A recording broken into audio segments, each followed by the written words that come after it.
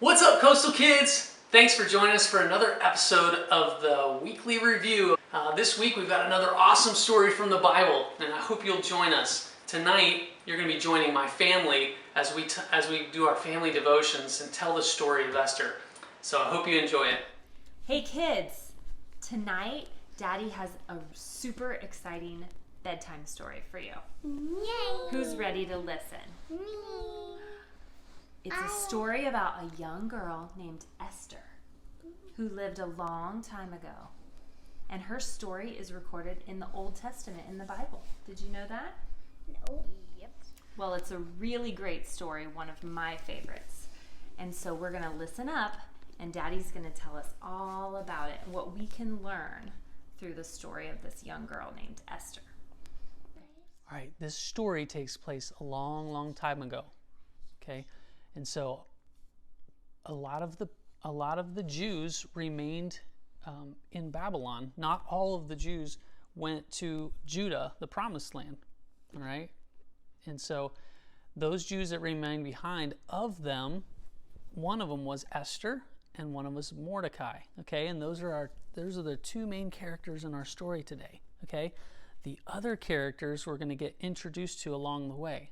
Okay, so one of the other characters is King Xerxes. Okay, King Xerxes was the king of Persia, and so he ruled over all this land of Persia. And the other character is Haman, and so he's going to come in a little later. But Xerxes was the king of this, and the story starts out, and he's having a big old party. Okay, he's having this massive party. It lasts for, I think, 80 days.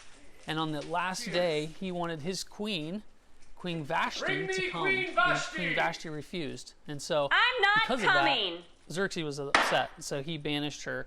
And so then the king had to choose another queen.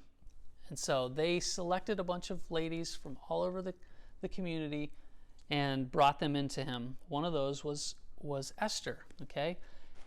And after the king saw Esther, she was very beautiful, and he really liked her, and so he chose her to be the queen. Okay, and so Esther was now, and she was a Jew, and she didn't tell the king that she was a Jew. And we also know about Esther is that she was raised by Mordecai, her cousin. She was an orphan. Her mom and dad were killed many years ago when she was a child, and so Mordecai raised her.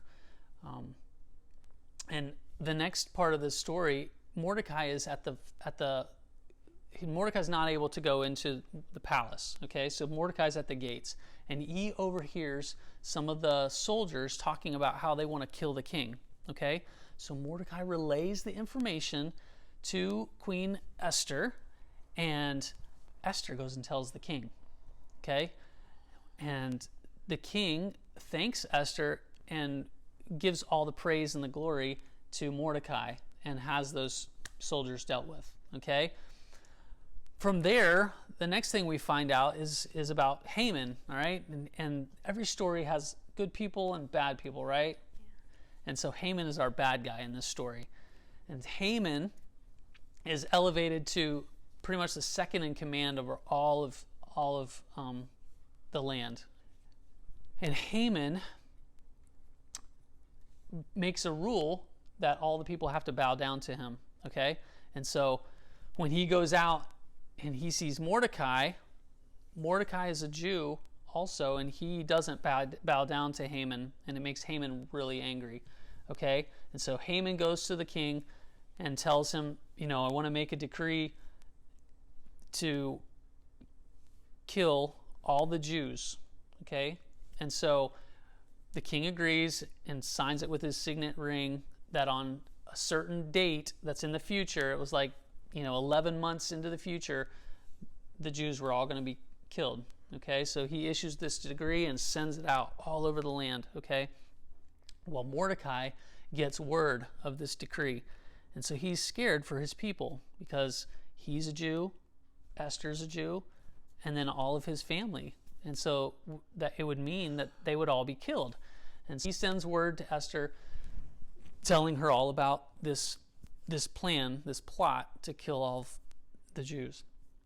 And so they go back and forth with these messages Esther tells him, I just can't walk in to the king and talk to him. I have to be invited in. People just couldn't walk in to see the king. They had to be invited.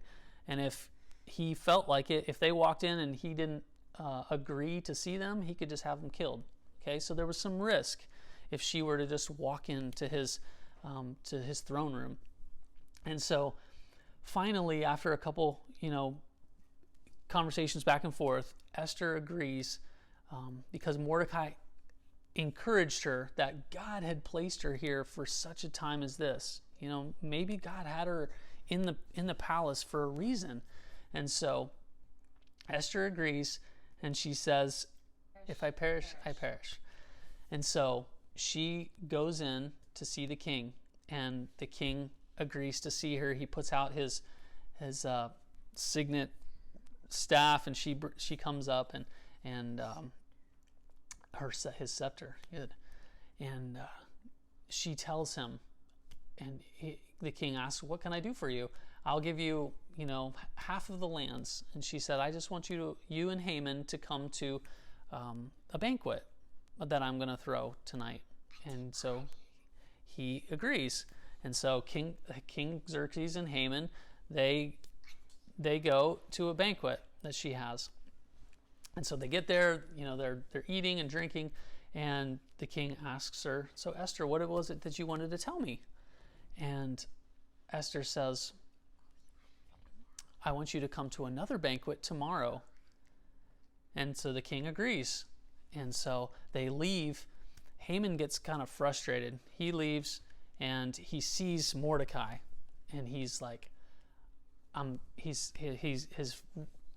anger gets, he gets angry again, and then he has some of his men build some gallows to kill Mordecai. Okay, King Xerxes could not sleep that night, and so he asks someone to come to have someone read him all the rules that he had put into place. It's kind of a weird bedtime story, isn't it?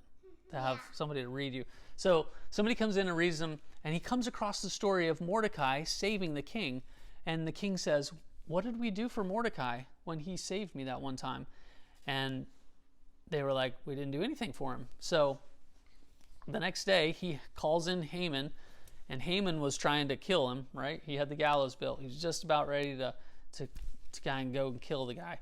And the king calls Haman in and asks him, "What would you do for someone who saved the king, from being killed?" And so Haman thinks it's him. He's like, well, I would put a robe that you've worn, and I would get him a fancy horse that you've ridden on, and I would parade him through the city.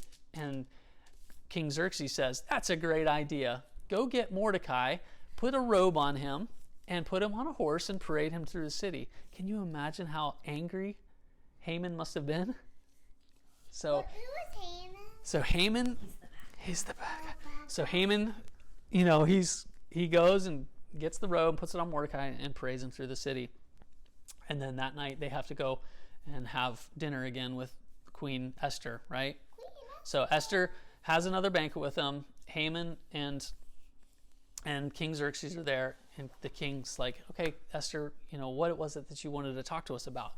And so Esther says, "Well, I'm a Jew." So she tells him that she's a Jew, and then she tells him that there's somebody who made a decree, an evil man ordered a decree to kill all of my people.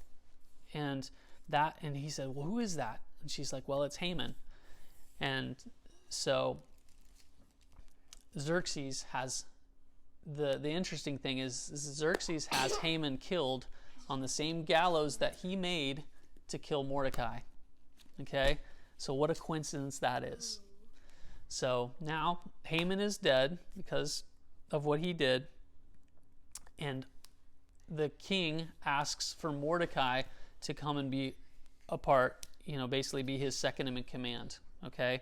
And so now Esther and Mordecai have to come up with a plan because the decree is already in place to kill the Jews, on a such and such a date. So they have to come up with a plan to figure out how to keep the Jews alive. And so they come up with another decree that basically says that the Jews are able to defend themselves and kill anyone who comes and opposes them. And so whenever the day that happened in the future, the Jews were able to defend themselves, and they overpowered anybody who came against them. And so what we've been learning, a lot through this is that God keeps his promises. All right, the Jews were his promised people, and he always promised to take care of them. And the interesting thing about the book of Esther is that God is never mentioned in this book. There's no mention of God through the whole book. And so, but we kind of see God's hand at work, right? I mean, we see Esther being put into the palace, okay, underneath as the queen. We see Mordecai in the end being raised, in leadership and in power. But God uses people to carry out his plans. All right, God, no matter who it is, God can use them to carry out the plans that he has. And so Esther was placed in the palace, for a specific purpose. And she was obedient. It took some courage for her to walk up to the king. So there's a lot of things that we can learn from this, whether it's obedience or it's courage. And we also learn that God always keeps his promises, and he takes care of his people. And so what do you guys think of that story? Great. Good story, right? Awesome story. A lot of twists and turns.